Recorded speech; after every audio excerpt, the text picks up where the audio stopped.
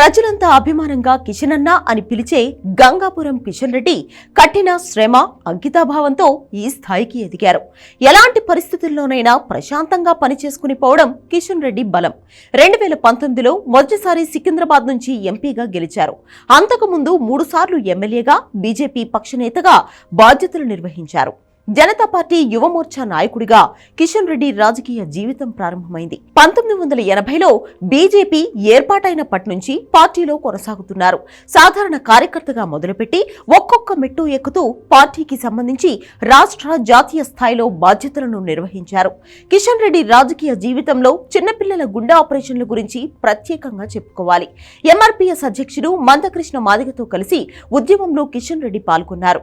ఆయన పోరాటంతోనే వేల మంది చిన్నారులకు ఉచితంగా గుండె ఆపరేషన్లు జరిగాయి. తెలంగాణ హోంగార్డ్స్ అసోసియేషన్ గౌరవాధ్యక్షుడిగా హోంగార్డుల హక్కుల కోసం పోరాడారు. ఆర్ఎస్ఎస్ నేర్పిన క్రమశిక్షణ, జాతీయవాదంపై ఆకర్షణతో కిషన్ రెడ్డి రాజకీయ ప్రస్థానం సాగింది. అటల్ బిహారీ వాజ్పేయి ప్రధానిగా ఉన్నప్పుడు నేషనల్ యూత్ పాలసీ రూపకల్పనలో కీలకంగా వ్యవహరించారు. కేంద్ర మంత్రిగా అనేక విదేశీ కార్యక్రమాల్లోనూ కిషన్ రెడ్డి పాల్గొన్నారు. 2023 జులై నుంచి 4వ బీజేపీ తెలంగాణ రాష్ట్ర అధ్యక్షుడిగా కిషన్ రెడ్డి కొనసాగుతున్నారు. మొన్నటి అసెంబ్లీ ఎన్నికల్లో కిషన్ రెడ్డి అధ్యక్షతన బీజేపీ బాగా పుంజుకుంది.